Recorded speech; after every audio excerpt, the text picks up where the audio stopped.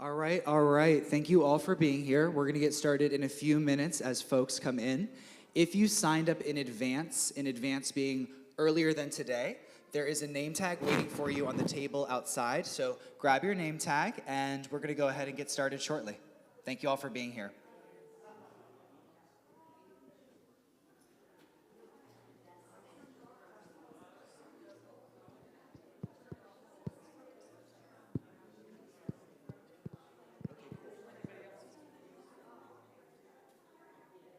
I think it'll just be me, so I'll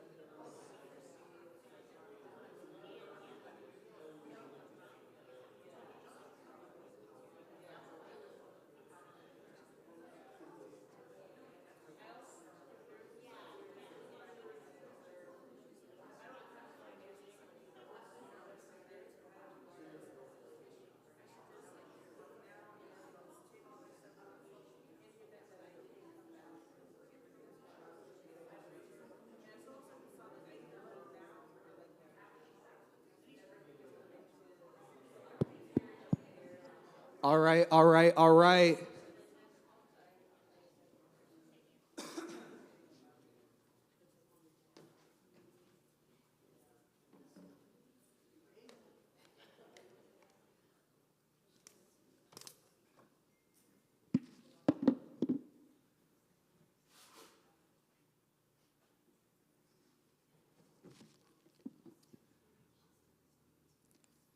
Welcome to the launch of the Good Neighbor Project. Can we get a round of applause? Today, I am channeling my very favorite neighbor, Mr. Rogers. What do we think?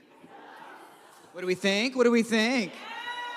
Thank you, thank you. Thank you all so much for being here for the launch of the Good Neighbor Project. This is something that the Sea Alliance team has been building over the last several months in collaboration with so many incredible community members here. There is one woman that I need to shout out to start off this program. It is Diane with the plan. Can we please give a round of applause to Diane Becker?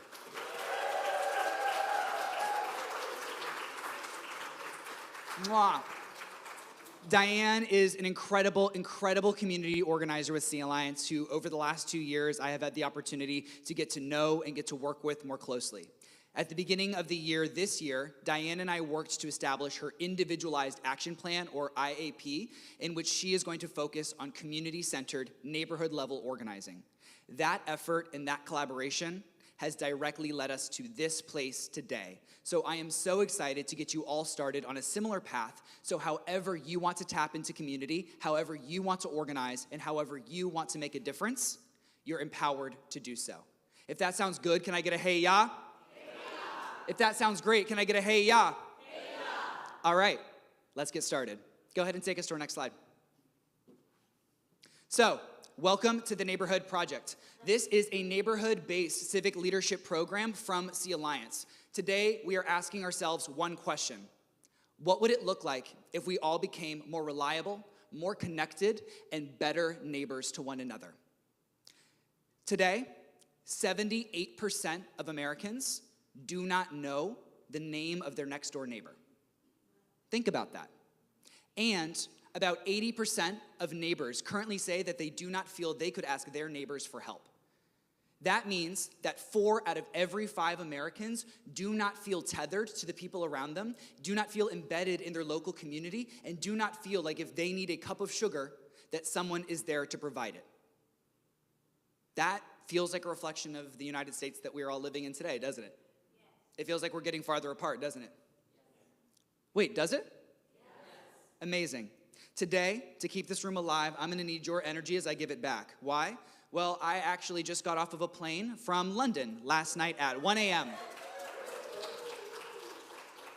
And I actually specifically am here for the launch of this project, along with some incredible members of my team who also just flew all the way overseas to be here. Hashtag Sea Overseas. And so we're here because we care. And it will mean so much to me if throughout today's presentation, when I ask for questions, y'all give me answers. When we're in breakouts, you share with your neighbors, and we build this energy together. Because part of what we're going to be asking people to do is step just a little bit out of their comfort zones. And so to ask it, we must practice it. And if you're willing to do that today, can I get a hey ya? Hey ya. Amazing. Today, our goal is to 1, understand what the Good Neighborhood Project is. 2, talk about whether our communities are experiencing solidarity or isolation, and what our communities need right now. 3, explore different ways for all of us to get involved in a way that works for our schedules, our skills, and our interests. 4, explore the different ways that we're going to get involved together and collaborate. 5, help every person choose a realistic next step for how they'll get involved. 6, get people connected to direct support after today. And 7, you'll notice I'm adding a couple of my own. We're going to take time to mingle afterwards. We have a new and delightful spread of food coming, some goodie bags for all of you to take home with guides to get started, and a chance to ask questions and learn from one another. If that sounds like what you came here to get today, can I get a yeah? Yeah. Amazing. Now, is there anything that I did not just say you will get out of today that you want to ask about or check in on? Is there anything you want to make sure that we get to talk about today? I turn it to the audience. No? This feels good? Same page? Okay, can I get all thumbs up? All right, we're ready to go. Let's take us to our next slide. So, a few notes for tonight. This is a nonpartisan civic engagement space. What does that mean? It means that today, 75% of voters under the age of 40 in Florida have what is labeled as a strong distrust in political institution. What this has led to is 1/3 of all of Florida's voters. 1/3, think about that, 33% are now registered as independent voters.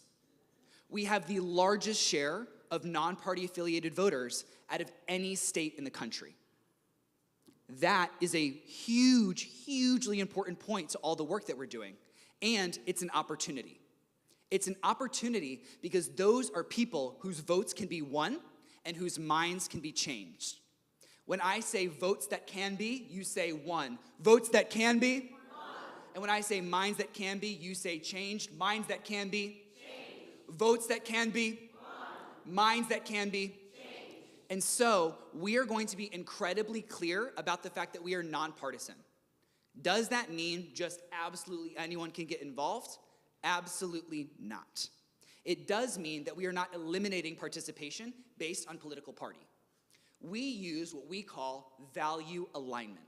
So you can be a Republican, a Democrat, an independent voter. That is not a concern to us. What you cannot be is a hateful person, a rude person, or a disrespectful person. That ensures that we have a community that is aligned and moving in the same direction, even if we don't all see the exact same political structures the exact same way. Does that make sense? Yes. Does that sound good? Yes. Amazing. Another thing I want to clarify for tonight is that you need no organizing experience to get started. We'll talk about this later on, but every single one of you, if you sign up today, will have the opportunity to work one-on-one with your organizing support coordinator, who's going to help you do and learn everything you need to execute your plan as a part of this program. The third thing I want to clarify is you don't need to know how you want to participate yet. Tonight, today, you should view this program like a menu. We're going to go over so many different things that you can choose from, so many different ways that you can engage, but none of them are a requirement, none of them are an obligation, all of them are opportunities. The fourth thing we'll clarify is that you're not being asked to do everything. Part of what we're building here is a community team where we can all collaborate together, contribute together, and as a collective, accomplish more together. You only need to play your role, which could look like 1, 2, 3 hours a week, and together we're going to be able to get where we need to go. The final thing I want to clarify is that you are being invited to find your starting point tonight. This is not a nebulous ask. This is not a nebulous program. We have 1, 2, 3 months until the August 18th elections. Can I get a rumble of our feet? Can I get a rumble of our feet? The August 18th elections are coming in pretty much exactly 3 months, folks. That is 3 months for us to educate, organize, and turn out Sarasota and Manatee's voters in record-breaking fashion. And we have every tool to do so, whether it be resources, whether it be data, and whether it be a strategic plan. We need you to tap into it, support as a part of it, and organize with one another to make it real. What I want to name is that right now, about half to a majority of Florida voters do not know that there is an election in August. On 3, can I get a 1, 2, 3? That is not what we want to hear. That is not what we want to see. When we do focus groups, and Sea Alliance does focus groups every couple weeks, we learn that across the state of Florida, the majority of voters think that the very first time they will have a chance to vote this year is in November. Is that accurate? No. Now, say it with the conviction of importance. Is the first time you can vote in the 2026 midterms November? No. No. In fact, for things like school board elections here in Sarasota, we intend for those elections to be over in August. If you would like for our school board elections to be over in August, can I get a round of applause? Well, the only way that's going to happen is if people know that those elections exist, and we are going to be able to solve that problem together. By the end of tonight, our goal is simple. Every person leaves with a clear next step and a real person following up with them. All right, next slide. So, I would like us to start with a quick connection. You're going to see across the slides, by the way, some of our very favorite neighbors, whether it be Sesame Street, your friendly neighborhood Spider-Man, or Mr. Rogers. We invite you to think about neighborhood organizing as a true community experience. The danger of politics is that it feels inaccessible, it feels unapproachable, it feels polarizing. Our job is to help people understand that politics is not Fox News and CNN, it's the cracks on your sidewalk, it's the success of your schools, it's the health of your hospitals, and it's the way that we treat one another. We have to demystify and we have to clarify what politics means to each of us by making it human and making it relatable. Whether that's Mr. Rogers or Big Bird to you, that's part of our goal tonight.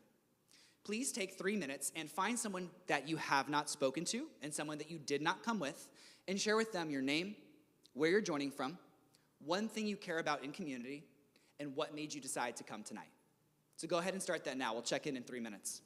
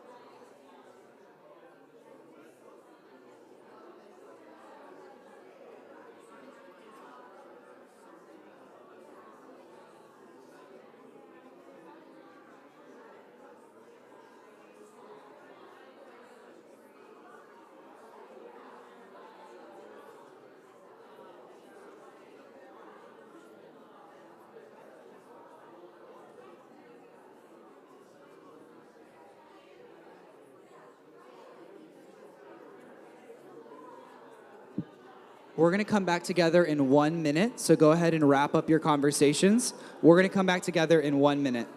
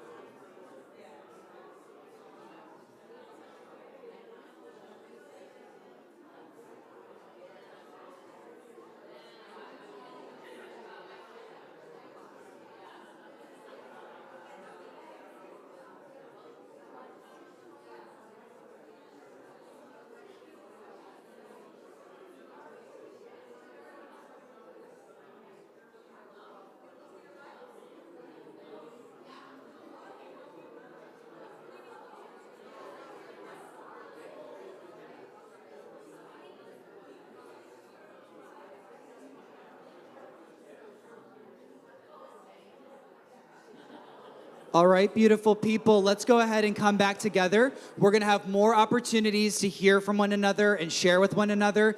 Let's come back to our seats and let's go ahead and get started once more. Let's find our way back to our seats. All right, all right, all right. On three, if you can hear me, can I have a hey ya? 1, 2, 3. 1, 2, 3. One more, make it loud, make it proud. 1, 2, 3. Amazing. All right. I'm going to ask a couple of y'all to share just a little bit about what you heard. We'll have many opportunities for this, so I'm going to be pretty quick. Let's see. Lisa, your incredible partner. Why did they decide to come, and why did you decide to come? If you could stand and share. I'll come to you. Because I got to speak to people that I might not have spoken to before. I think we're all more or less on the same page. We're concerned about misinformation and not getting burned out and all of those things. Amazing. Can we give it up for Lisa? Can I have you raise your hand if something you're concerned about is misinformation? Okay, that's quite a few of us. Can I have you raise your hand if something you're concerned about is being burnt out in the organizing space and in politics? Feels like there's just too many problems. Okay, Lydia, can I ask you what you and your partner shared? Well, if you could stand and share. Thank you. So, my partner and I discussed the fears of war, the fears of being misunderstood, and just the future, I think, and that the only way we will get through this is to be together. If you agree with Lydia, can I get a yeah? Yeah. I agree with Lydia. I agree. Now, I'm not going to pick on the next person. Is there someone who wants to share what they and their partner spoke about? Is there anyone who's willing to share what they and their partner spoke about? Please, what was your name? My name is Patricia. Patricia. I have talked to a few people about this. It's Fox News. And if you have friends, I have relatives and friends. They either look at Fox News or Newsmax. And that's all they look at, and that's all they want to look at. And so if we want to even be civil to each other, we don't dare talk about politics. And they think everything is fine. They think that Trump is going to solve all problems. And that terrifies me. I hope it terrifies you all too. Thank you for sharing. Can we give it up for Patricia, please? Now, I think it's important that we be honest with one another about how we're feeling and where we come from. If the idea of media-endorsed brainwashing such that people believe a fascist dictator is going to save them scares you, can I have you raise your hand? Yeah. That's pretty much everyone. Actually, no, that is everyone. So thank you for sharing because it's honest and it's important. Now, I want us to invite us to think about something very specific when we talk about Fox News, and then we'll head to the next slide. It takes 3 weeks to form a habit. 3 weeks. Think about that. Whether it's going to the gym, eating vegan, 3 weeks. What if you've grown up watching Fox News? What if you've been watching Fox News for 7 years? 8, 9. It's not going to be one conversation. It's not going to be one Facebook post. It's not going to be one day that causes these people to develop whole new political habits and change their lives. It's going to be repeated, consistent, collaborative explosion of exposure that makes it possible. An explosion of exposure is what we need to help redevelop and reorient people's political perspective to the truth. When I say explosion, you say exposure, explosion. Exposure. That is what we are going to work on. And we can do it as neighborhoods, and we can do it as whole communities together.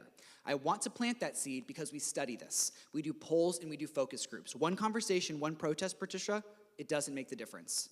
But several weeks of repeated exposure, lots of relational conversations, and repeated political imagery and messaging, Patricia, it does make the difference, and it's really exciting to see. We are also seeing week by week in 2026, Trump loyalists start to peel away from their ideological standard and start to reevaluate where they're coming from politically and what they want politically. the more that people start to feel the pain and pressure of our present reality, especially economically, the more opportunity we have to reorient people to the truth. That is an exciting opportunity, and it's proven in the fact that no matter how you want these elections to go politically, Donald Trump and his party have not won a single election since he was elected 2 years ago. Can I get a round of applause for that? I celebrate that not out of partisan interest, but of interest for democracy. Donald Trump is clearly a fascist and authoritarian actor who is working out of personal, not public principle. To see people recognize and respond to that is incredibly inspiring and encouraging. Okay, next slide. Let's get into this. We have a lot to cover. So we've just talked about it a little bit, and we all know it, but the problems that we're responding to are many. We have a lot of people are politically exhausted. Lisa, that's the first thing you said, is that people are feeling burnt out. A lot of people also feel disconnected. Part of why we started with meeting one another is too rarely are we given the opportunity to build community with one another. Over the last decade, 75% of public space has been divested from. That means young people today are not meeting each other at the YMCA or a local clubhouse. They're finding each other online, where misinformation can spread significantly more rapidly. We need to respond to this reality by both engaging with them online and building community locally and tangibly, where we can build mentorship, we can build multi-generational teams, and we can start to reconstruct our civil society. We're also seeing that a lot of people do not trust institutions. That's the first point that I raised today. The majority of people don't trust their political institutions.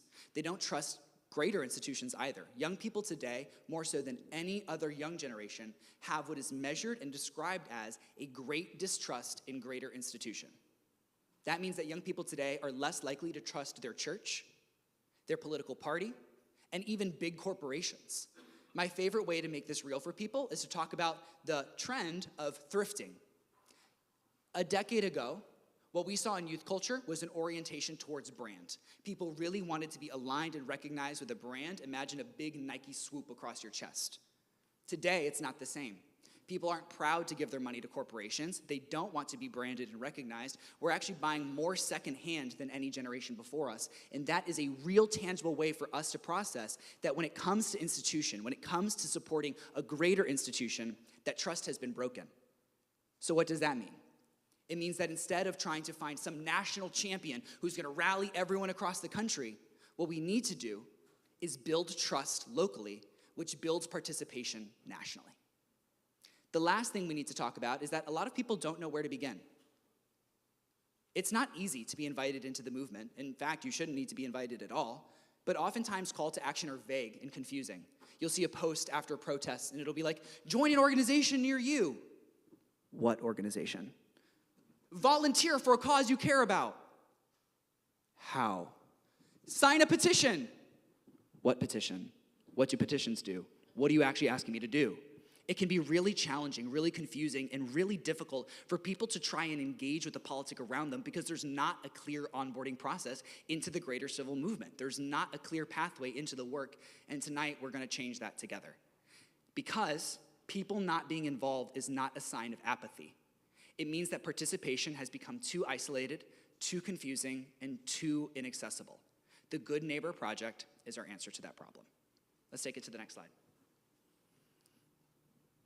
Too many people are stuck between concern and action, and what we're seeing is that people care particularly about their schools, about their neighborhoods, about their families, about their future, and they want things to be better. But they are often left asking, and these are directly pulled from some of the data projects that we've done, some of the focus groups, some of the polls. Where do I start? What do I do this with? Or who do I do this with? What actually helps? How much time did this take? What if I'm not an organizer? What if I just want to do something useful? Again, the Good Neighbor Project is our answer to these questions. Raise your hand if you've asked yourself one of these questions over the last year, because I know that I have, and I do this professionally. Isn't it wild? It's hard. It's a difficult thing to start. And the question that I find most interesting is, what actually helps? People are busy. People's time and energy is already allotted for. It's already being spent. We don't have 45 hours a week to just try everything and see, oh, well, that didn't work, that didn't work, that didn't work. Let's do something. People want to know that the time and energy that they're investing into a program, into a movement, into an organization is actually calculated to make a tangible difference. And because every single project that you will participate in with Sea Alliance is data-driven and tested, we want you to know that we've done that calculation for you. We've thought about every action that we could give you. We thought about every tactic we could employ. We thought about every space that we could use, and we narrowed it down to only what was the most effective. That way, you can do so in confidence when you join us. That way, when you give us an hour of your time, when you give us some of your energy, when you hopefully welcome us into your home, you know that you're not just taking a shot in the dark, but you're actually working along a precise strategy towards the midterm elections. If that sounds good and that's a relief, can I get a yeah? All right, let's head to our next slide. The core idea of the Good Neighbor Project is as follows. Being a good neighbor means more than just being kind. So what does it mean? It means paying attention. It means knowing what is happening around you. It means helping people participate before decisions are set in stone. It means building relationships that are strong enough to move people into action, and it means showing up locally and consistently. If that feels manageable to you, can I get a hand up? Can I get a hand up? Right, I think that's pretty manageable. I think we can accomplish that. Next slide. So, through the program, participants are going to have the opportunity to do so many things. We're going to get into each of them in detail, but I want to start, as we described, with the menu. What is the bird's eye view of the Good Neighbor Project and everything you might have the opportunity to tap into and try this year? Well, that's this slide. Let's look at it. You're going to have the opportunity to join local teams. You're not going to be asked to do everything by yourself. You're going to have the opportunity to work with people around you. And it comes together as a truly an amazing multi-generational movement. Right now, our youngest organizer is 12, and our oldest organizer, who has graced us with her presence today, is 93 beautiful years old. That spectrum of age brings us skill, perspective, and accountability that otherwise we would not be as strong without, and that without, we could not accomplish what we do. We're also going to have the opportunity to support local community events or organize your own, attend public meetings, help with voter outreach, write postcards, make phone calls, knock doors, send texts, host conversations, share useful civic information, and help build your own action plan. We're also going to channel your skills and ideas into meaningful work because there is no single way to be useful here. In fact, each of you are going to engage with this as an individual and as a community. Next slide. So, I think we have a good idea of what this is. Now let's chat about what this is not. This is not a traditional political meeting. I am not going to give you information, you listen to it, and then we go home and do nothing. This is not a space where you have to know all the right words. I ask that you be kind and open to learning. From that, we can move together. This is also not a campaign event. You are not going to be working for one candidate or one campaign or one structure or vying for one seat of public office. This is not about a candidate. This is about a community. This is about Sarasota and how it needs to be better. This is not about supporting or opposing candidates or political parties, although we will be working with candidates. We will be hosting events for candidates because we, as voters, deserve to have the opportunity to meet them, to ask them questions, to work with them, so that we know that the people that we are trusting with our vote, that we are trusting with Sarasota, listen to us, care about us, and when the time comes, are willing to work with us.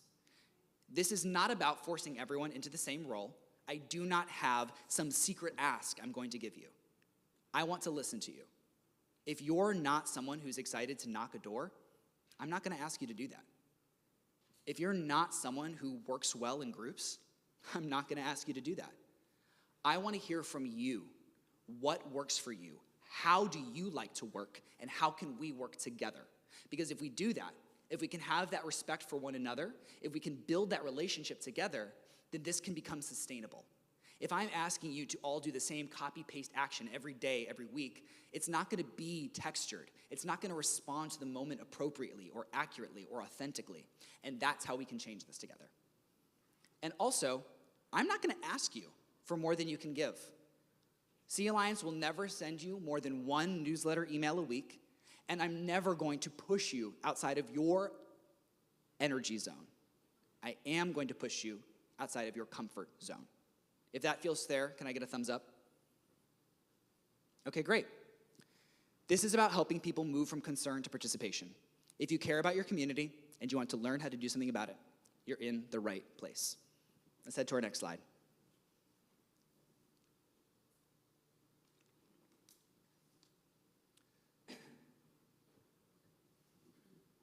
So, how does this actually work after today? If we do this right, today is actually the least important day of the entire program. When you sign up tonight, the next step is not just wait for an email or come to another meeting. The goal is to help you figure out what kind of participant actually makes sense for you and your lifestyle. Some people already know exactly what they want to do. Great, we're gonna listen to you and we're gonna get you started on Monday. Some people have a few ideas but need help shaping them. Great, that's what we're here for. Some people want to be useful, but I'm not ready to lead anything yet. Awesome, so many people are ready to go and they need your help. Some people are only available once in a while. Some of you are about to leave and live in another state. Fantastic, fantastic. Some people are ready to build something more consistent, and we have the capacity, the energy, the structure, and the resources to meet you where you're at, wherever on the screen you find yourself. No matter where you are, the Good Neighbor Project knows how to plug you in. Next slide. After today, every single person who signs up will be connected with a support coordinator. On 3, can I get a ooh? 1, 2, 3, ooh. What is a support coordinator? Well, this is a person who will help walk you through and talk you through your interests, your schedule, your community, and the type of action you might want to try first. The point is not to make all of y'all do the same thing. The point is to make sure that everyone has a real way to start and that each person connects to, and strengthens what others are building in this community. Your support coordinator is going to help you understand your options, choose a realistic starting point, find upcoming opportunities, remove barriers to your participation, stay connected with you throughout this process. So if you ever have questions, you ever need help, you're only an email away, and move from interest to action. Next slide. So, let's look at the process on one slide, all right? Tonight, you fill out the Good Neighbor Project interest form. Takes about 45 seconds, very manageable. If that feels like something you can do, can I get thumbs up? Right, we've got this. And if you don't know how to fill out a Google form, we're here to help. We got you. The second thing that's gonna happen comes Monday. This upcoming Monday, you are going to receive an email from your support coordinator and get started by scheduling a virtual call to talk through your interests, your availability, and the kind of action you want to take first. This is entirely up to you, and this will never just be on you. You are going to actually hear from a trained member of the Sea Alliance organizing team who's ready to work with you and get you started with whatever first step feels right to you. I'm not expecting you to leave this room and go, oh great, I know how to host a door knocking party. I know how to create a postcard party. I know how to do voter conversations. That would be ridiculous. That would be unfair. And that's why most of the time these meetings don't turn into real action and they don't go anywhere. So on Monday, after you fill out the interest form, I want you to keep an eye out for an email because your support coordinator is going to be so excited to meet you and get started working with you. We actually have some of our support coordinators in the audience with us today. If we could all say hey to Zaire. Hi, Zaire. We have one in the back of the room. Can we all say hi, Sebastian? Hi, Sebastian. And your other support coordinators exist not only in Sarasota and Manatee, but all around the state of Florida. This is going to be really exciting because the Good Neighbor Project is something that if we execute right in Sarasota and Manatee, we have organizers positioned from Pinellas to Polk to Broward to Brevard that are ready to get this going in their communities too. So if you're ready to be a case study, if you're ready to be a good example, if you're ready to inspire action across the state, can I get a yeah? Yeah. Because Sarasota has often been the example for the state of Florida for the wrong reasons. Now, we're gonna make Sarasota not a black hole that sucks all of the energy and the politics from the state, but a shining star that leads people in a better direction. If that sounds better to you, can I get a yeah? Can I get a yeah? Yeah. After that, you're gonna build a clear next step that fits your life, your community, and the larger work, and you're gonna work with us from there to sustainably and consistently participate in the project. Next slide.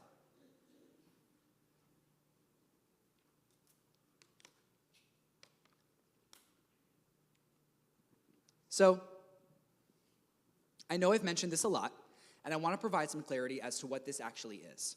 And I know for some of you, this has been an ephemeral concept, and I'm excited to make it tangible, real, and yours in the coming weeks. Raise your hand if you've ever worked in education, whether at a public school, whether as a teacher in a college. First of all, can we give all of our incredible educators and education supporters a round of applause? Individualized action plans are a play on individualized education plans. So for your IAP, I see you and I raise you an IAP.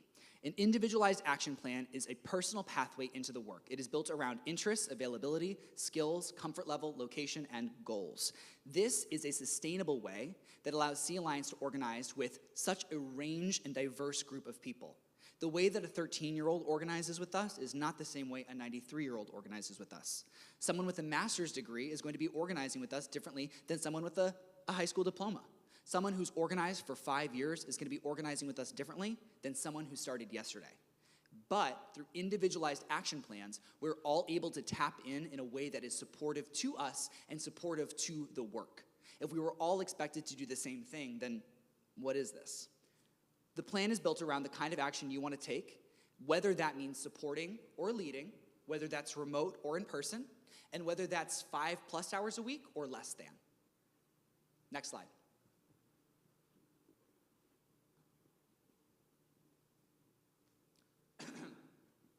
Okay.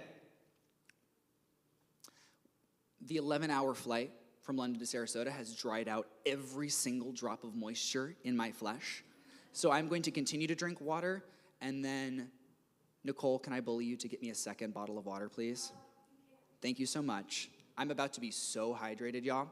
Okay, are we ready to look at 4 examples of the action pathways we can start at? As I'm going through them, I need a deal. We're gonna make a deal with one another. I freaking love you. Nicole is actually one of our very first community organizing fellows, and since then has been organizing with us over the last 2 years. Now I get to see and work with Nicole every single day from 9 a.m. to 5 p.m. when she started off as a high school summer camp fellow. So can we give an incredible round of applause to Nicole?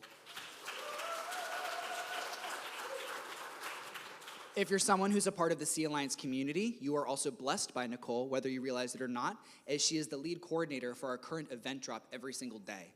Something we do here at Sea Alliance to make the news more manageable is we actually summarize parts of it and give you action items and processing tools every single day so you don't have to deal with the news alone. And the person who leads that work is Nicole. All right, action pathways. The deal I need to make with you is, if anything is confusing, unclear, or you couldn't imagine yourself doing it, raise your hand and let's talk it through together. I want this to be real and tangible. If you're like, oh wait, what does that mean? Don't wonder it, ask it. That's the deal. Shake on it. Amazing. All right, next slide. So, action pathway 1. This looks like organizing an event. And you're actually gonna have a great example of this you'll all be invited to at the end of today's presentation. You might organize a neighborhood conversation, a community dinner, a local listening session, maybe with a school board candidate. Maybe there's even a school board candidate in the audience that you want the chance to meet and to chat with and to eat with. Maybe you are the right person to invite that candidate to your home, invite your neighborhood there, and make the August 18th election real to people. Maybe you want to do a voter engagement gathering. Maybe you want to do a school board prep meeting. Maybe you want a postcard party, a phone bank night, a small discussion on an issue, or a community resource event. If you want to do those things, you're not going to do them alone. You'll receive planning support and outreach guidance from your support coordinator and templates, facilitation help, and resources from Sea Alliance. Let's make that real. Let's make that real, y'all. So let's say you live in Alta A neighborhood, and you want to have a candidate event. But like we said, The whole reason this project exists is you might not know your neighbors or how to reach out to them. So what we'll do is we'll give you a full template for the event, and you and your support coordinator can work on it together. You can decide what date, what time, and if you want to have food. And if you want to have food, but you might not be in the financial position to provide that food, we'll resource it for you. We'll work together. Then we'll have to figure out, well, who's coming to this event? Fortunately, Sea Alliance is blessed to have the greatest data dashboard in the state of Florida. We have access to a voter file with data tags that let us know not only the address, phone number, email, name, and all of the voting records of everyone in Sarasota and Manatee County, but we also know whether or not they're a voter who's likely to vote for pro-education issues or pro-climate change issues, whether or not they vote in local elections or just national ones. So we're gonna hook you up with a whole map of your neighborhood and voters to reach out to so that we can send emails, we can knock doors, we can do phone calls, and you can invite people to your event from a real place of understanding. An example of this happened in March, on March 24th, with Diane's incredible home event. If you were actually at Diane's home event, and that's part of the reason you're here today, can I have you raise your hand? Amazing, amazing. Well, I'm so excited to see you here, and I'm so excited to see some new faces too. This event had about 30 to 40 people, is that right, Diane? Thumbs up if I'm tracing the right line. 38. Hello, 38 people. And all 38 of those people came to this event because Diane knocked on their door. It might seem scary, it might seem out of pocket, but the majority of attendees had never met Diane before. They had never heard of Sea Alliance before, but because a real person with a real smile and real information showed up to their door and invited them to something, they came. And we had, I think it was literally 95%, which is something like 36 of the 38 participants, sign up for the next step of the Good Neighbor Project. So you don't need to know your neighbors, you don't need to have knocked doors before, you just need to be willing to try. All right. Action Pathway 1, can we all imagine it? Even if it's not necessarily what we'll choose, can we imagine it? What questions do we have about it? Anything? Okay, let's head to our next slide then. Action Pathway 2 is going to be supporting an event. Maybe you are a neighbor who is there to support, and that's fantastic. Not everyone needs to lead. This movement wouldn't work if we all wanted to. Maybe you are helping with setup. You're greeting the attendees. You're bringing some of your own friends. You're making the reminder calls. You're going to go get the food and the spread. Maybe you're sharing the event over email and social media. Maybe you're helping take notes, supporting the group conversations, running the follow-up, or helping people fill out forms. Whatever it is, we need all hands on deck this election year, and we need your help. Would an event be helpful if every single person who came to it never heard from us again? Wait, would that be helpful? I think that would be really unhelpful. And so what we'll need after all of these events is incredible supporting organizers to jump in and make the call, send the email, follow up with the letter in the mail. And so maybe you're not ready to welcome someone into your home. That's okay. You can help someone else do that, and you can help the movement move forward. Any questions on Action Pathway 2? Okay, making sense? Okay, let's head to the next one. Action Pathway 3 is outreach and voter conversation. Maybe event organizing isn't your jam. Maybe you're like, you know what? I work a 9 to 5, and I have to talk to people all day long. I have to smile at them all day long, and that is not how I want to be civically involved. I want to do so with my headphones on from home. I want to do this solo. That is totally fine. There are so many immediate, tangible, direct, practical ways that you can tap in to start educating and outreaching our voters. Whether it's writing postcards, making calls, texting community members, knocking on doors, sharing clear voter guides and information, helping people know that elections are upcoming, or supporting us on polling days because we will need election protection support. There are so many ways that you can do direct voter work. So it doesn't always need to be an event. It doesn't always need to be a gathering. It can be something that you do as an army of one, as a part of Army for Sarasota. Does this make sense? This feel good? Okay. This work matters because people are more likely to participate when they are contacted by real people. What we see is that relational organizing. Raise your hand if you are willing to define relational organizing for me. Someone, hands up. I need hands up. Who's willing to define it? Zaire. It is organizing and getting people together through your relationships and dynamics and connections with them. That is exactly right. Round of applause for Zaire. If you have her as your support coordinator, you're going to be one lucky duck. Relational organizing is proven to be 4 times more effective than any other kind of organizing. Hearing from someone around you, someone you know, or someone in your life is significantly more likely to produce a political action or a civic outcome than any other way of work. That's why local work is so important, even though it's smaller, even though it's more intimate. That's why it makes the bigger difference. Raise your hand if you've heard of the National Rifle Association, the NRA. Now, on 3, I'm going to ask you to share how you feel about that organization by making a sound. 1, 2, 3.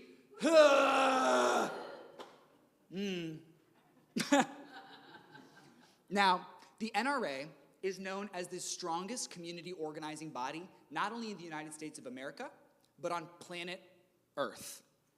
Despite the fact that millions of Americans want to see stronger gun laws, safer gun laws, this organization is able to leverage its membership, its resources, and its power against the will of the people every year in every legislative session in almost all 50 states.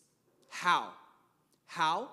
They organize not by state, not by party, but by neighborhood. The NRA is a neighborhood-based organizing model. They have neighborhood captains and neighborhood newsletters. They do emails, they do door knocks, they do membership cards, they do resource parties, and they have emails that you can answer every single day so that you are always connected to their infrastructure. They understand that intimate, individualized action is the best way to go, and that is why they are able to be responsible for the death of so many people every single year. Our goal is to take these strong organizing tactics, these strategies, this structure, and use it better than they can. To apply it for the right reasons, to build in the right direction, and start to heal and organize our communities. Next slide. Action Pathway 4. Now, this was inspired actually by a few participants at Diane's event. They approached me and let me know that they had just retired from a profession in law, or in communication, or in messaging, and they wanted to tap in a certain way, a specific way. We would love that. We have retired educators, retired lawyers, and experts as a part of our movement that offer their skill, their insight, and their interest to everything we do. We have people like Laura Nelson, who work with Sea Alliance every single week in specific ways behind the scenes. Without Laura, I probably wouldn't have gotten to London safely, so thank you. So what we need are willingness to jump in however is right for you. Some of you are going to be good at answering emails and working in Excel sheets. Some of you are going to be good face-to-face and starting clubs at your high schools. Some of you are going to be good at organizing community events and spaces, or maybe one of you says, Xander, you have no idea. But I actually used to work as a librarian, or I actually used to work as a public educator. Maybe I used to work as a nurse. Maybe I have a skill that you need to exercise in a specific way. We're gonna set up a call with you, and we'll plug you into that specific way, because if you have a skill you want to share with us, we want it shared with us. So if none of the 3 pathways work for you, we're here to build your own. That's the whole point of an individualized action plan, and we are willing to do that work because you're willing to show up in a real, meaningful, and personal way. That's the synergy, that's the collaboration. If you want to show up for us in a specific way, we want to meet you where you're at and move together. Do I have any questions on these 4 action pathways? Okay, next slide.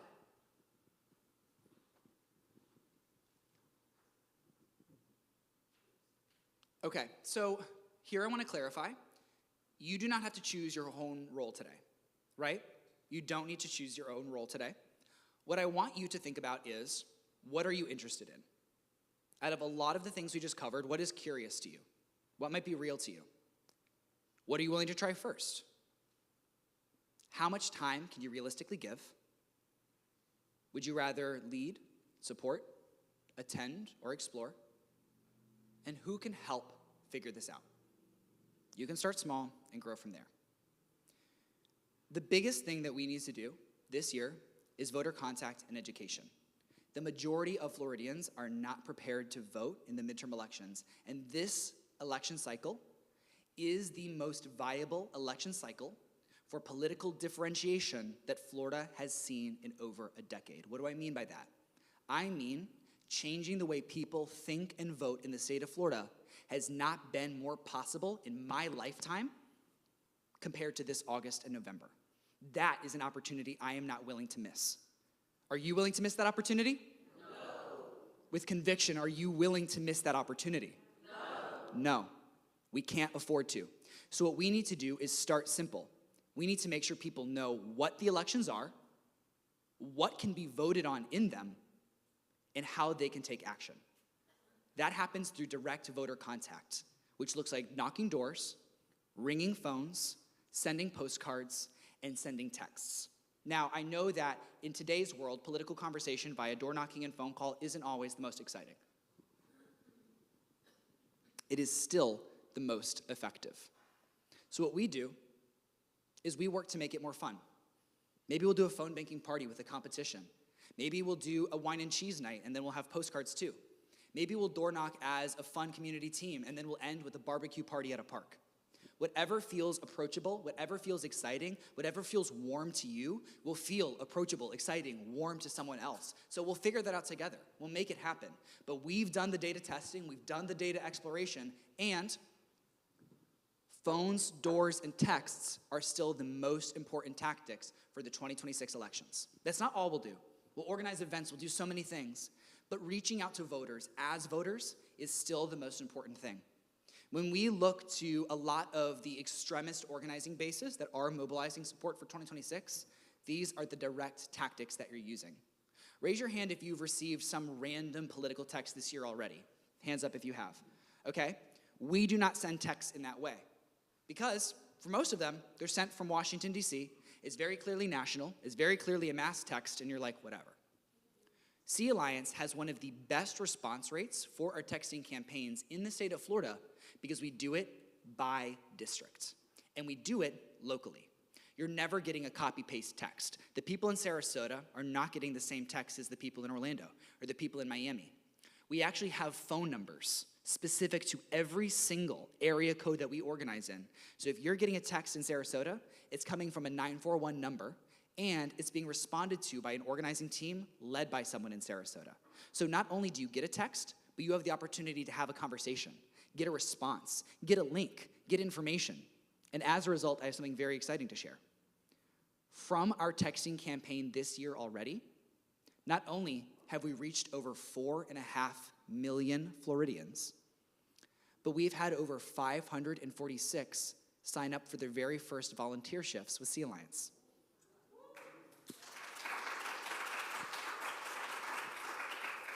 Think about that. Think about that. We have 546 individuals respond to Sea Alliance political texts with the decision to get involved. I don't know about y'all, but I've never gotten a text from the White House or from Donald Trump and then decided to take action as a result. Have y'all? Have y'all? See, typically when I get a political text, my instinct is to ignore it, to not respond, to not engage. But that was not the case. Not only has Sea Alliance reached 4.5 million Floridian voters this year already, but 546, they didn't sign up to just take their first action, they actually did it. We have new organizers, new volunteers, new community leaders in the communities that we've outreached because our messaging tools are strategic and they are effective. If that is exciting, can I get a yeah? If you are ready to be one of those people sending texts and activating new community members, can I get a yeah? Yeah. Amazing. I'm excited. Next slide. All right. Now, we have a couple conversations to have, and then we're going to have the opportunity to actually sign up, and then we have some more food and drink and some time to chat. So, first up, I have a question. What does our community need right now?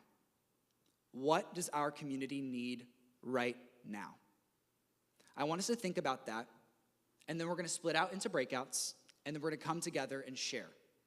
As you're in the breakouts, I point you to the prompts on the screen. Think about what issues feel most immediate around you. Where do people in your community feel disconnected? What's keeping us apart? What's separating us ideologically and also interpersonally? What kinds of local spaces are missing? And I'm going to pause there to give a big thank you to Peggy, and to the entire St. Andrews team for making sure that we have a space to do our organizing. Round of applause to Peggy and the St. Andrews team.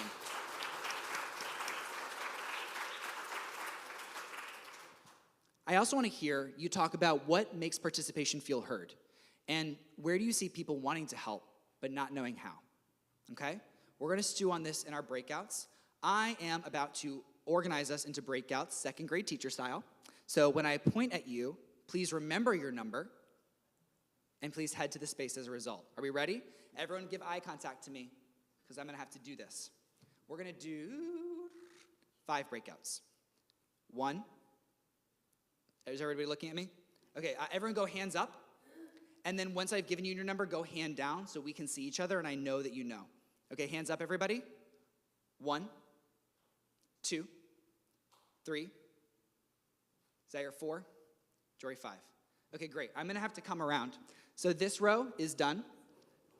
1, 2, 3, 4, 5. 1, 2, 3. Oh, we're going to restart, everyone.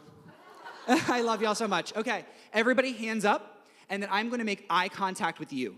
Please make eye contact with me, and that's how we'll know that this has happened. So I need everyone looking at me. It's not going to be awkward. I'm so excited to be stared at. Okay, 1, 2, 3, 4, 5. 1, 2, 3, 4, 5. 1, 2, 3, 4, 5. 1, 2, 3, 4, 5. 1, 2, 3, 4, 5. 1, 2, 3, 4, 5. 1, 2, 3, 4, 5. 1, 2, 3, 4, 5. Round of applause, we did that. All right, if I could have my ones head to this exit sign over here. If I could have my 2s head to that exit sign over there. If I could have my 3s cluster up in this first couple rows right here. If I could have my 4s cluster up in this front row area right here. And then I'll have my 5s head to the back of the room. Stan, can you hold your hand up? Stan, Stan, Stan, can I have you hold your hand up? Stan is number 1. Amazing. Lydia, can I have you hold your hand up? Lydia is number 2. Zaire is number 3. Sebastian is number 4. And then right back there with Sadie, could I have you hold your hand up? That's number 5. So Sadie is in area 5. All right, we're in our groups. Let's go ahead and take 4 to 5 minutes to have this breakout conversation. Cluster up in a way that feels natural. Once you guys find each other, feel free to flow around and give yourself space to have the conversation. And we're gonna come back together in about 4 to 5 minutes. So let's get chatty. Let's get chatty. What issues feel most immediate to you? What are the biggest concerns that we need to address right now?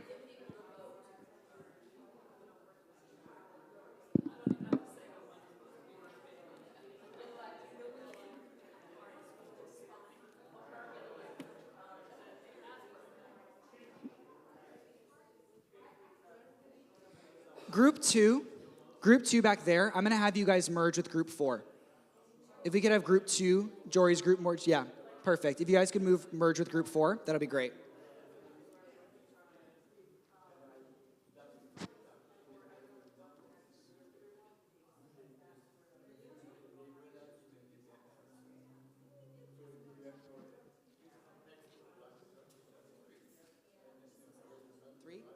Three is right here. 3 is right here.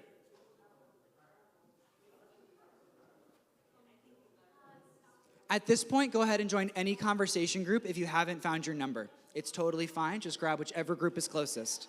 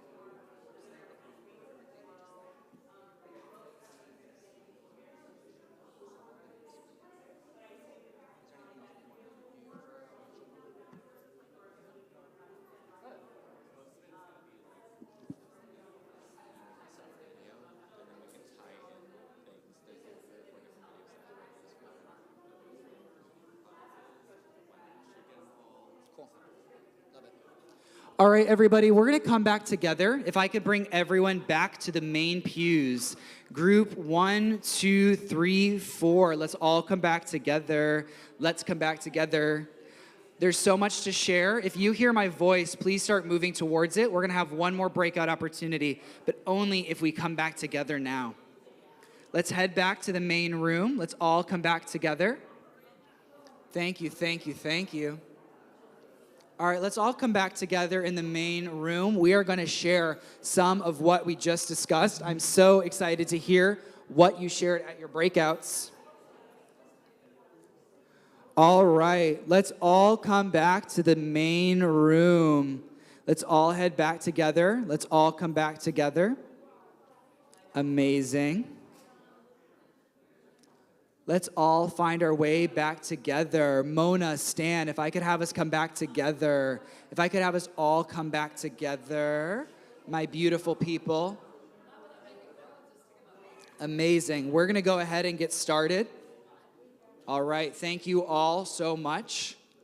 Thank you all so much. I treasure you all.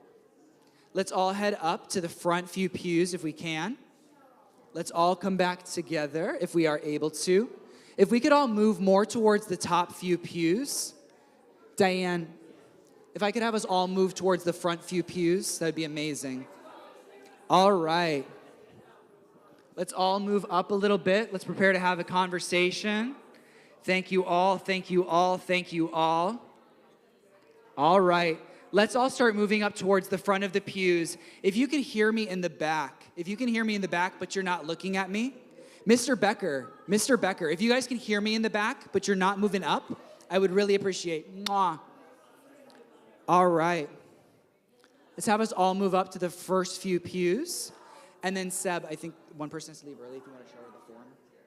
I think someone needs to leave early, so if you could show her the form or give her a bag. All right. If at any point in time you need to leave before the end of the program, that is totally fine. Please check in with Sebastian, and he's going to get you your form and your goodie bag so that you leave with everything you need. So can we all look at Sebastian at the back? Let's all wave, hi, Sebastian. Hi, Sebastian. Make sure that you check in with him, and he'll get you a goodie bag before you leave if you would like one. All right. Now, breakout. I'm going to call on a couple people. I just want to hear really quickly what came up for you in your breakout conversations. Ms. Mona, can I come to you?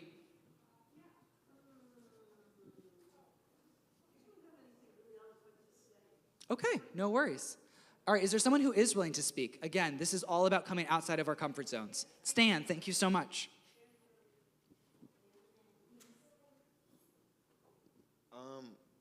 We talked about how the community, we think it lacks connection right now because a lot of people are kind of split by fandom when it comes to politics.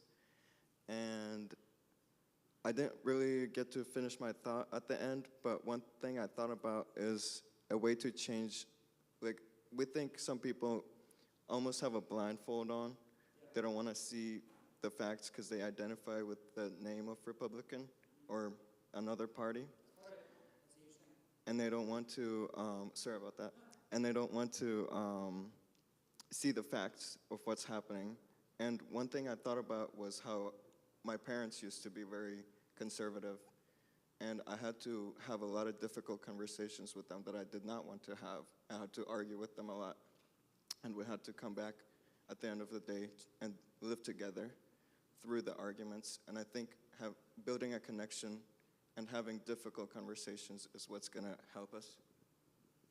Can we give a round of applause for Stan? Who agrees that we need to learn how to have those difficult conversations if we're going to move forward? I do. Carol, can I check in with you? Still, may I? Hi, I'm Carol Lerner. The other thing that we talked about that we shouldn't really worry about the numbers, that it is all a process, that 2 can lead to 4 and 4 can lead to 8 and such, so don't get like discouraged if initially it's small numbers. we give a round of applause to Carol? I think that's important, and I think the starting small is going to be something that's relevant to absolutely all of us. Was it Diane? Julie? Good, I asked you to share. Our group kind of focused on just ways to organize community events, and we had a lot of great ideas about having food drives and meeting people where they have needs, and then trying to, again, build community and share conversations, so. I love that. Thank you, Julie. Everybody give it up for Julie. Okay, Miss Mona, round 2, I'm coming to you. Yes, ma'am, here you are. Even if people blow you off the first time you talk to them, they may go away and say, you know what? Maybe she had a point. Yes, yes. I think that's important to remember because otherwise you just feel rejected and shitty. And Everybody give it up for Miss Mo.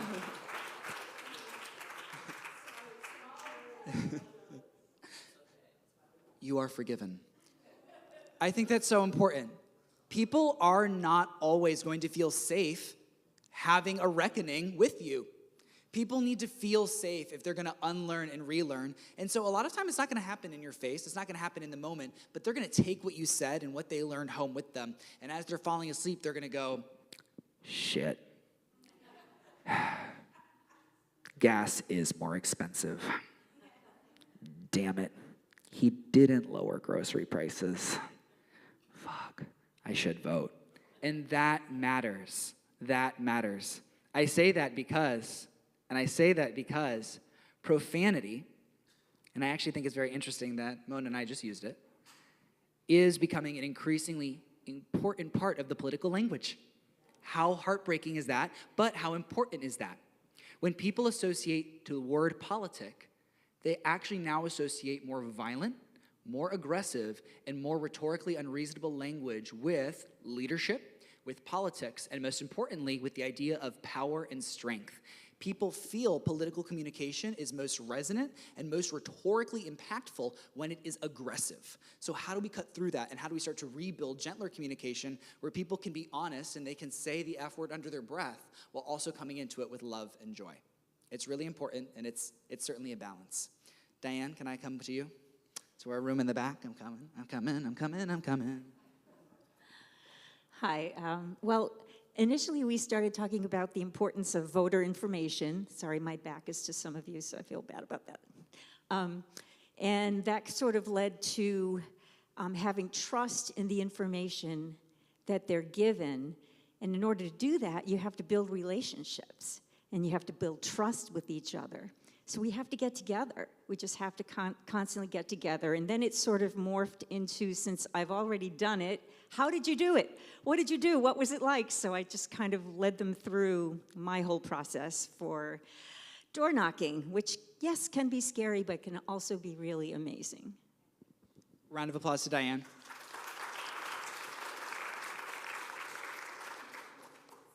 I think what's so important is that we realize that anxiety around politics is real. It's also making things feel less possible and less approachable than they are. This is doable if we do it together. I'm gonna check in with Zaire, Nicole, and then we're gonna do our next breakout. Before I do so, I'm gonna plug our Sarasota Strategy Session. Can you raise your hand if every week you come to the Sarasota Strategy Session? Everyone look around the room. Those are some beautiful people who come to our Sarasota Strategy Session every week. We would love for you to be one of them. This is a 90-minute meeting from 4:30 to 6 p.m. It's offered virtually and in person. For example, I see Diane in person every week, and I see Cindy virtually every week for this strategy session, and I would love to have you there. It's a 90-minute collaborative problem-solving meeting where we talk about issues in the community, especially around our public schools, and we take action around them. All right, passing the mic to Zaire and Hare. So as Julie mentioned, we did talk about the fact that a lot of people are having to choose between, I guess I'll stand. A lot of people are having to choose between working for basic necessities or working extra hours and then attending community events. So having mutual aid, food provided at events and whatnot. But then also Alba mentioned that she's a hairstylist. And so we were talking about the concept of, organizing, I guess it's relational organizing, and just mimicking that barbershop style conversation that you have with people, especially regulars. We also talked about how the big issue that I see often is the fact that in the same way that people get burned out through news and other media, social media is oversaturated with so many different things. You can see a dance tutorial on one video, then the next video say get ready with me, and then the next video is somebody getting shot in their streets. And so it becomes so convenient for people to just scroll past whatever they're seeing as long as it doesn't affect them. And it's also very easy to be fooled by AI and misinformation. And so strengthening our skill of discernment is a necessity that we talked about. Yes, ma'am. Everybody, round of applause for Zaire. Yep. Skill of discernment, skill of discernment. I'm loving that. We're needing that. And it's really, really important. 2 in 5 Americans are not able to separate AI from traditional imagery. And that's a huge part of how we're working here together. Madame Nicole. Could you remind me of the question again? Could you share a little about the redistricting you brought up? Yes. In our focus group, I ended up mentioning something that I think is pretty important to discuss, which is that the Supreme Court recently legalized gerrymandering based on political bias or political parties. So, is it not audible? Great, sorry. Oh, closer, okay. Great, thank you. So the Supreme Court legalized political or partisan gerrymandering, and so arguably I would say that's an incredible thing that's throwing a lot of young voters and people off, because they're like, oh, well, if I vote this way and my state board or my state legislature is majority this, my vote no longer matters because they're districting everything to be one way or another. And so I would say, like, that's a very big thing that's playing into people's minds right now, at least. Yes, ma'am. If you agree with Nicole, can I get a yeah? Actually, if you're concerned about redistricting, can I get a yes, ma'am, on 3? 1, 2, 3. Yes, ma'am. So, redistricting is really, really brutal. It is really, really, or it should be illegal, and it's toxic. And, who said that? It's happening. So what do we do about it? Well, we look at the silver lining, and the linings are in between the districts. Here in the state of Florida, there are 6 statewide seats, 6 state-level seats that were projected to be protected. Projected to be protected means that no matter how much we organized, how many voters we registered and turned out, that candidate was a lock to win because of the political makeup of their district. Do you want to know why? Despite Governor DeSantis being a part of the Republican Party, we had several Republican lawmakers fight back against the redistricting that was supposed to benefit their party. Why? Why did that happen? They're going to lose. We, for the first time in years, have seats in the state of Florida that are viable, that are competitive, that now they're not protected by 10 plus points, they're protected by 2. They're protected by 1. Because what happens when you break up Orlando and all of those Democratic voters and you move those Democrats into previously red districts is they start to become purple. And that is where we have motion, that is where we can win, and that is how opportunity becomes available. So, obviously redistricting is bad, but because it's happening, we need to look at where, and we need to look at how it's re-leveraged power back into our hands. All right, let's head to our next breakout. Next slide. I think we really quickly brought together our community reflection points, so I feel confident about that. It's going to take us just 1 second. It is stuck, so we're going to go ahead, and I'm going to set us up for our next breakout because I know what it is. We've talked about what's wrong. Now I want to talk about what would it look like if things were going right. What are the communities? We just did that, so I think we're good. Let's head to our next. What do we want our communities to look like? What do we want them to feel like? What do we want our communities to come together around? Because before we head to that breakout, I want to bring us to a really important point. If people feel disconnected, there are solutions. We can host neighborhood gatherings. If people feel uninformed, we can share with them civic information. If people are worried about schools, well, then we'll help them go to school board meetings. If people want better voter turnout, well, we'll help them increase voter turnout through the methods that are proven to do that. If people want more community, well, that's why we're here. So every concern that you named, there is a solution for. We just need to organize it together. It's not impossible, but it does take work. The way I'll put it is this. I'm not going to lie and say that this is going to be easy, but I will be honest that it is simple. What we need to do is simple. There's no reinvention of the wheel. There is no undone strategy that hasn't been tried. The work we need to do is consistent and occasionally laborious, but it is simple. So when I say it's not easy, I want you to say it is simple. It is not easy. It is simple. One more time. It is not easy. It is simple. Yes, it is. Next slide. That brings us to our second breakout. What do we want our communities to feel like? We've gone over the concern. Now let's go over the hope. Not just what went wrong, but what do we want to build? So in these breakouts, and I'll have you go back with your same group to keep it simple so we can use our time well. We'll only have 5 minutes for this breakout because I want to honor the time that you all scheduled for this event. So please prepare to think about, what do we want our neighborhoods to feel like? If this project is a success 1 year from now, how are our lives different? How are our relationships with our neighbors different? What would a stronger, more connected community actually look like, and what could it accomplish together? And what is one small action that we can take to move us towards that goal? So let's head back into our breakouts. This will be a quick one, so if you have an idea, spit it out. We are going to chat about, what do we want our breakouts to look like? What do we want them to feel like? What do we want our neighborhoods to feel like? Same groups, same places. Let's go ahead and boogie boogie. Let's go ahead and boogie boogie.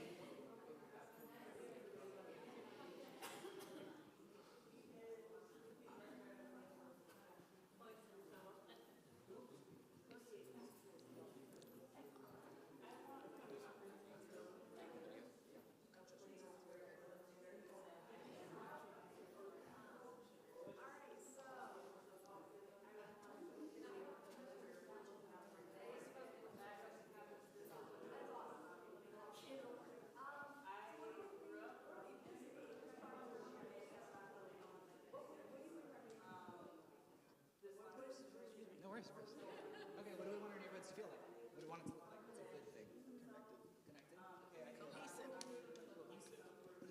What does that mean? If everybody would take a little time to learn, like we were talking about the school board. Yeah. You know, people don't vote because they don't know who they are. So, I mean, personally, I didn't know either. I haven't been here that long.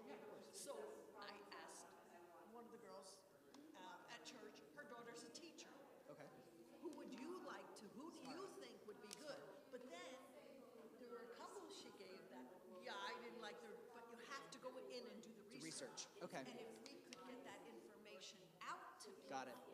Who wouldn't take the time, because that's part of the problem now. They believe everything that's on social media and nobody fact checks. Smart. So I'm hearing voter guides from that. If we were to share maybe digital and paper voter guides with people, that would be an easy way for them to understand the candidate options. Okay. Carol, we've talked about that. What else do we have? Yeah. I think momentum out of August 18th to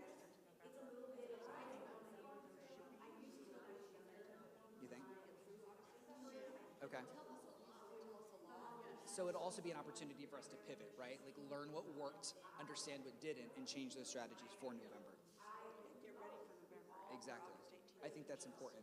A lot of it is also going to be saved for us, right? If we do our jobs on August 18th, we're going to have less election work to focus on for November, which means we get to go deeper into that work and deeper in those communities. Our job is to win the viable elections in August. For example, school board elections, we should have those closed out by August. So November, we're on to the next, and we're focused on those.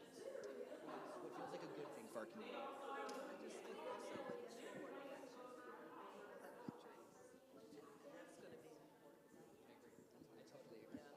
Okay.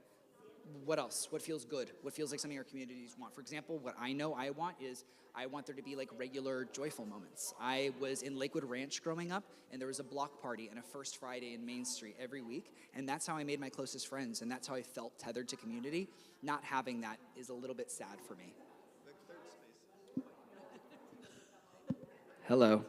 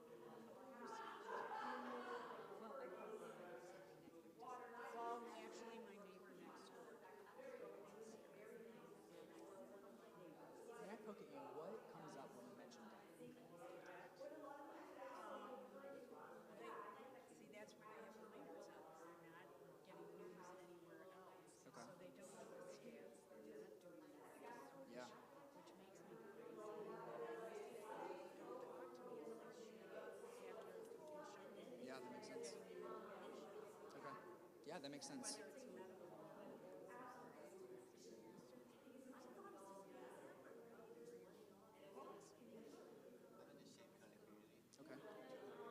Got it. Okay. Okay. Okay.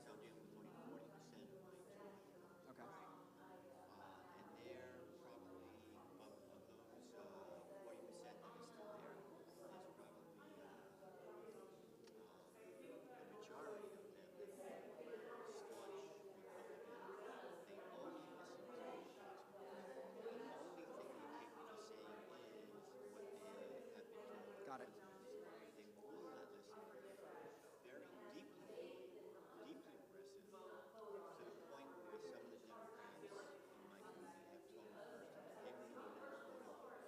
Wow. Wow. Wow, that's heartbreaking to think about. So I think there the question is, it's going to be a really big ask to get people comfortable going door to door to try to have those interpersonal conversations. I think they will come because I think there's so much confusion. Even the Republicans are confused a little bit. So I love that. I think they will come for like an educational type thing. Okay, that feels like a foot in the Find out door. what's going on.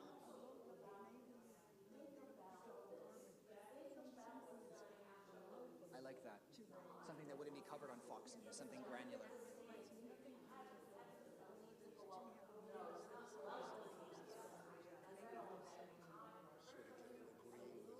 Yeah, I like that. Something I'm also learning from this is we need to think about how to make people feel safe showing up to the polls. There are things that we can do to make it measurably safer, and there are also things we can do to communicate in advance how we're making it measurably safer.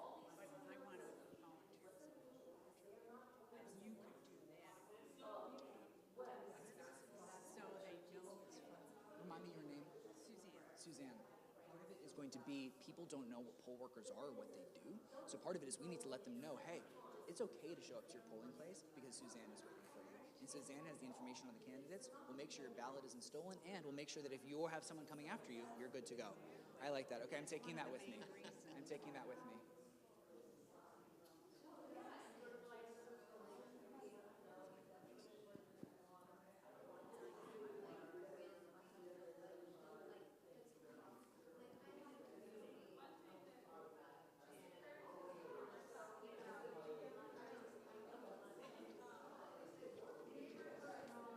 All right, everybody, we are going to come back together. Could I have everyone come back together? Let's all sync back up. I know we have so much to share. We have to come back together now. If we can wrap up our last thought.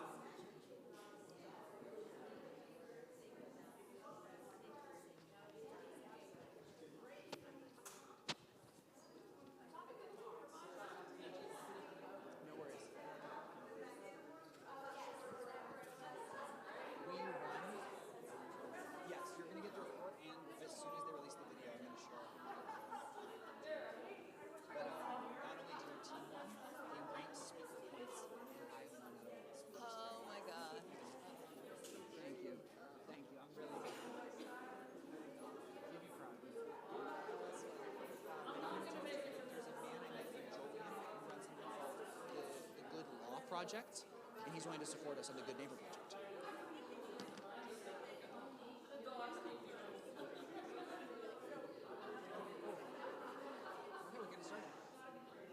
All right, we're all coming back together. Thank you, thank you, thank you.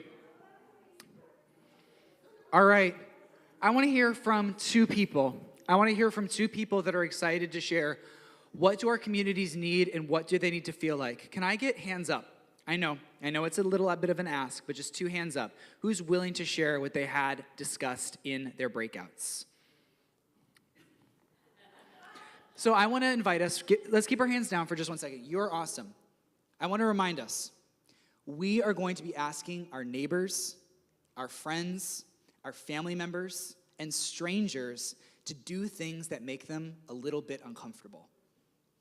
If we're not first willing to do that, it's not really fair of us to ask it of someone else. So let me try again, please. Who might be willing to be just a little bit uncomfortable and share from their breakout something discussed? Can I have hands go up? Can I have hands go up? Thank you all so much. Yes, I'll come to you.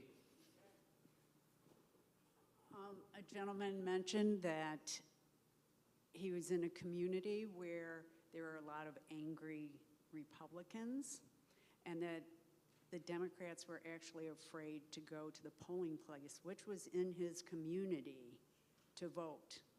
And I said, well, I wanted to be a poll watcher. And my friend here has been a poll watcher. But so I said, you could become a poll watcher at your voting area to reinforce that everything's safe, and don't worry about it, I'll be there. Another thing I said, more people across both parties probably have more in common in their belief systems that we want for everybody. And they're always just a handful of trigger points. But they also get their information from that's not documented or it's hearsay. Ask for proof and documentation of what they're saying. That makes sense. Can we give it up for Suzanne? Oh. Not only are there poll watchers, but I've also been a poll greeter, and that makes people feel safer if they know that someone's out there. That's A round of applause for that. Can I have you raise your hand if you feel like that's an approachable ask, watching or welcoming at a poll? Amazing. We're going to need so many people to do that, and I really love seeing that. Thank you. I was the gentleman in her group who said that. Yeah, I have some of my neighbors who actually told me that they were so thankful when they found out I was a Democrat, and they were scared to death, and it was nice to have someone to talk to who was like-minded.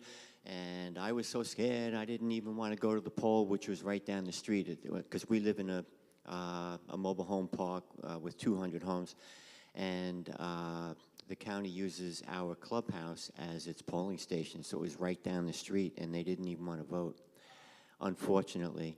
But one of the issues we discussed in our group was the fact that just to bring people together, it's easy for me, and in your mobile home park too, probably, because we all know of each other, and we can simply have an educational meeting just to educate people that there is something going on in August, and then besides November.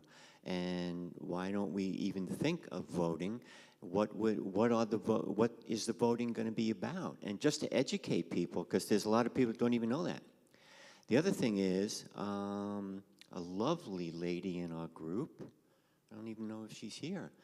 She's 93 years old. Oh, there we are, right there, yeah.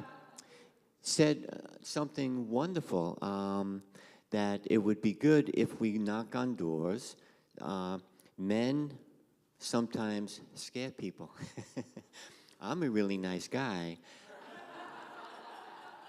But I know if I knock on some doors, people will just naturally be a little bit fearful because of the culture that we live in today with guns and, you know, someone you might not know knocking on your door.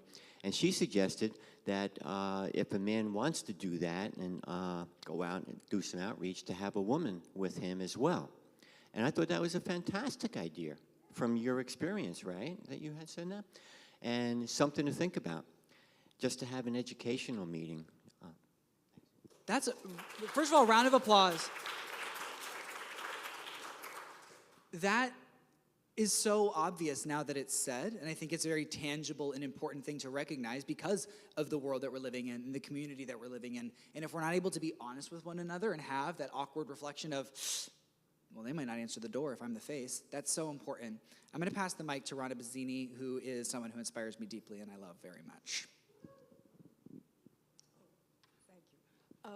Our group was wonderful. I mean, everybody in there were really, really very helpful. But something else as an icebreaker, when you go in, introduce yourself, but say the person had a beautiful bush in their yard.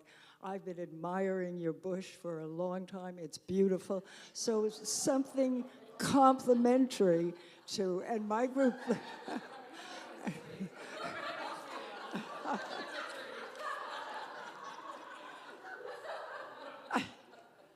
I meant bush.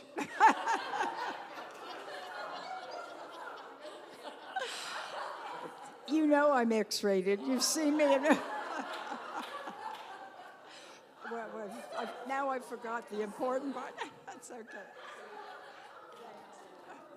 Well, I think what the important takeaway there is that by being kind and naming something positive or saying something funny, we can break the ice and we can bring each other closer together. Because something Rana shared while I had the pleasure of eavesdropping on that group was that if you only talk about the politics that's discussed on Fox News, they're gonna think about the talking points they hear on Fox News and they won't go there. So what Rana also mentioned that I found to be really smart was don't talk about something political. Find something granular, find something simple and approach it that way. Kathy, you were bold enough to volunteer. Can I close with you? I can't hold things in my head that long anymore, so I'll try to remember. So we talked about we wanted our neighborhoods to feel like places where there was trust and safety with your neighbors, that you would all bond together. And examples of that are after hurricanes. The neighbors come out, they work together, they get to know each other, and they bond through that shared experience.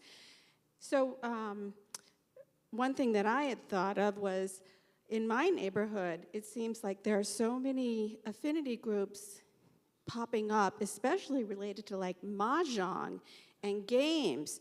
So if you could have a strategic influencer kind of go into those groups where most people don't know anybody, and then just start planting ideas and thoughts and getting people to think, you know, very neutrally, that's a good way in. Give it up for Kathy. That makes so much sense. That's so smart. All right, let's go to our next slide. We are about to get activated. Are we excited? Oh, yeah. Oh, yeah. So this is what we are building together. We are building neighborhoods where people know what decisions are being made, know how to participate, know who to show up with, know where to ask questions, know how to reach their neighbors, know that their voice matters locally, and know that they are not alone. Do you feel alone in this room today? Wait, do you feel alone in this room today? No. I don't. I feel in togetherness, I feel in community, and I'm grateful for that fact. Next slide. So, how do we actually get signed up? I need you to fill out this QR code, and if you are unfamiliar with the art of QR code, Sebastian or Alan is going to help you right at the end of the presentation get all signed up. What is signing up? Is it signing your life away? Absolutely not. Is it dedicating and promising a commitment? Absolutely not. What signing up means is that you want to be contacted by your support coordinator on Monday. If you sign up and it's a quick 45-second fill out, what we're gonna do is we're gonna make sure that we email you with your custom support coordinator on Monday so that you can get started. It also means that you want help finding your first step. It does not mean you already know what it is. It means that you're curious and willing to figure it out. It also means that you're open to learning more about the Good Neighbor Project. We're gonna give you guidance, we're gonna give you templates, we're gonna give you resources. You might wanna join your local team, support events, or do any of the things that we talked about, but signing up is the first and necessary step to participation. I'm gonna go to the next slide, and it has the same QR code, so we'll go there. Yes?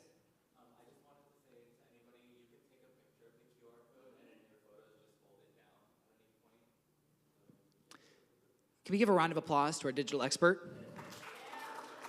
And can we give a round of applause to the incredible digital expert who made all of this look so gorgeous and all possible in the back? Can we give it up for Alan as well? Sea Alliance is blessed to have people who understand technology. I am not one of them. You do not need to be one of them because we can work together to make it happen. So if you want to fill out the form a little bit later, all you need to do is take a picture of the screen, and then in your camera roll later, if you tap and hold down on the QR code, it'll activate the link to the form, like magic. Boom, boom. All right. So I have this. And then also there are brochures in your bag that Sebastian is gonna come up and chat with you about right now. And then he's gonna be at the front door waiting to give them all to you. Now, I'm gonna stay here for just one more second because there's a second thing that you have the opportunity to sign up for in just a second that I wanna show you. Seb, do you wanna chat about the brochures or should I leave you at the desk to chat about it? Okay, everybody, while this week I was in London, Every single thing about this program needed to move forward and get set up. Sebastian was the man with the plan making that happen and has worked so hard, not only over the last week, but over the last many months to make this possible. Can we give a big round of applause to Sebastian? And, well, I'll hold on that. Tell everyone about the gorgeous brochure. I'll be like the flight attendant on the side. All right, perfect. So, in each of your goodie bags, you will find a beautiful purple brochure. Actually, oh my God, I forgot the first. All the exits are to your sides, and keep in mind that the closest one may be behind you. I'm kidding now. So these brochures basically encompass all the general information regarding the Good Neighbor Project, all the different ways that you can engage, sign up, different ideas for different types of projects that you can do or different types of events that you can host in your homes, as well as has a QR code right underneath the sign up here. That is where you'd be able to submit your interest form and actually be able to be on our list to then be reached out to by a support coordinator in your goodie bags as well. You will have a guide sheet, which essentially is like a step-by-step flyer front and back that allows you to visualize in a really simple way what these first events are. We wanted to try to make all these types of event planning really simple because in reality, to organize, it is really simple. And it's just broken down and literally just check boxes of different types of events that you can do, different, what 10 people do I want to invite, how will I invite them, how will I contact them, what support do I need, and all of that will then inform how you can approach your conversation with your support coordinator. So thank y'all. Give it up for Sebastian. When I say it's not easy, you say, but it is simple. It's not easy. But it is simple. I love it. All right, so that you can get those goodie bags and you can get some goodies in your belly, I'm going to bring us to the final slide. On this, you will have the incredible opportunity to RSVP for the next event. This is going to be organized by the one and only Diane with the plan. Can we give it up for Diane Becker? It takes dedicated, joyful, charismatic, thoughtful, and focused anchors to make this work happen. Diane is my anchor for the Good Neighbor Project and has been such a blessing and joy to work with. When we did our little demo, we were hoping for maybe 20 people. What you'll see in this picture is a lot more than 20 people because while it is not easy, it is simple. Diane's next home event that you do not want to miss is something you can sign up for with this QR code here. This is going to be on June 2nd, which is a Tuesday, and this is going to be at 6:30 p.m. So that we are not broadcasting intimate addresses across the internet, you will get it if you sign up. At this event, not only will you have the opportunity to have some nice snacks and chat with some nice people, but you're actually going to get to learn directly from school board candidates. Why? Because this is going to be a candidate meet and greet event. Ooh, yay. So if you want to learn about and learn from some of the incredible people running for the school board election, and you want to do so in a safe space, sign up using this QR code. If you sign up more than 4 days in advance, the easiest way to do that is to do it now. You're also going to be able to actually submit questions in advance that we will ask of the school board candidates.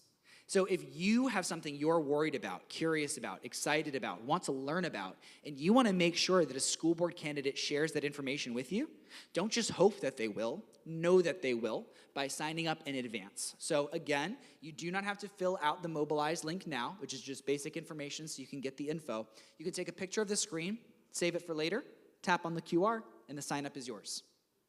Now, before I release everyone to get their goodie bags, that's going to be a tote bag with your guide information and a little brochure, and release us to have a quick and light, beautiful snackage. Are there any questions? Stan.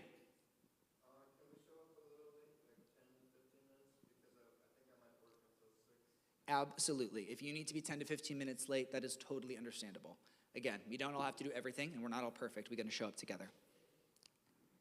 Stan asked if he could be 10 minutes late, and you are welcome to be. Obviously, the earlier you're there, the more you learn.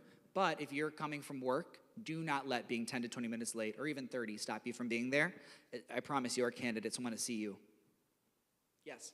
Are you able to say what part of the county that address will be in? Diane, do you want to give like a tethering region?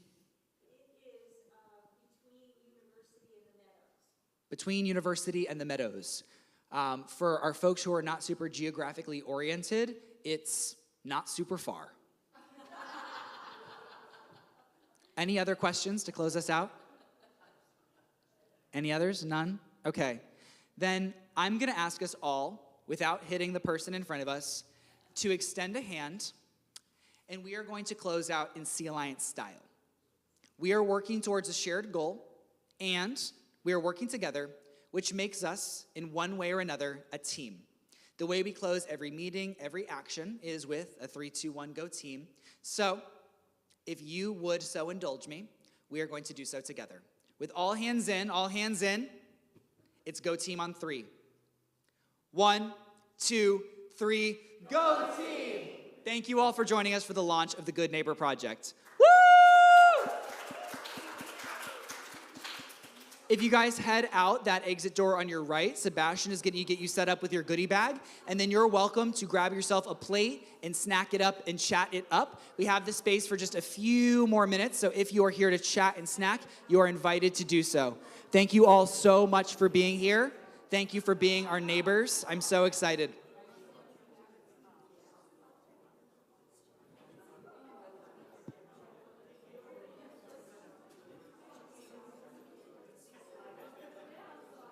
We'll invite all of them.